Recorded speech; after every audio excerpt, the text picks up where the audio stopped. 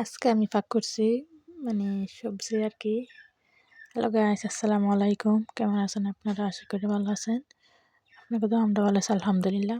আর এই যে আমার সবজি তরকারি মনে করেন মানে ফুলকপির ডাঁটা নিচের সাথে ফুলকপি, আলু, তারপরে সিম সব মিশাই একসাথে পাক করছি আজকে। আর এই যে ডাল আছে না, ডাল দিয়ে আগে বসাই নিছি, মানে ডালটা ফাঁক করবো আর কি। ওটা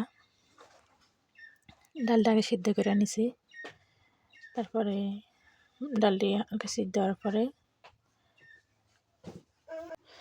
তারপরে এই যে সবজিটা আছে না ওটি দিয়ে দিছি, দিয়ে আবার অনেকক্ষণ লাগাতে জাল করে ওটি আবার কিছু মানে সিদ্ধ হয়ে আসে। তারপরে হলুদের গুঁড়া, মরিচের গুঁড়া, তারপরে আদা রসুন বাটা আর কি ওটি দিয়ে দিছি। আর দেখেন দেখেন কত সুন্দর কালার, খাইতে অনেক ভালো লাগছে সবজিটা।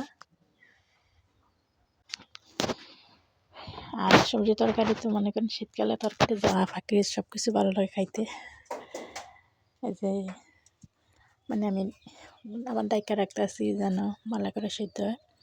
তারপর আবার এদিকে মানে পেঁয়াজ রসুন দিয়ে বাগা দিতেছি, মানে সাথে রসুনে দিছি, যে বাদামি কালার হয়েছে, অনেক সুন্দর কালার। তারপরে দিয়ে দিছি পাতিলায়।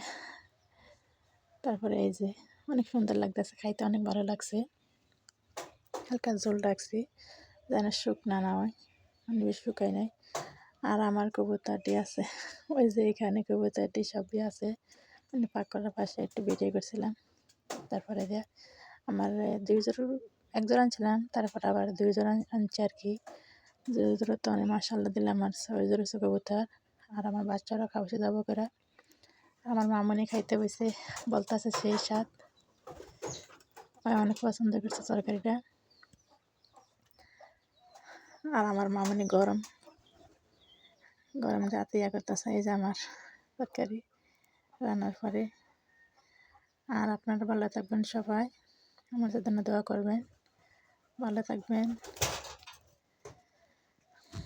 আল্লাহ হাফেজ।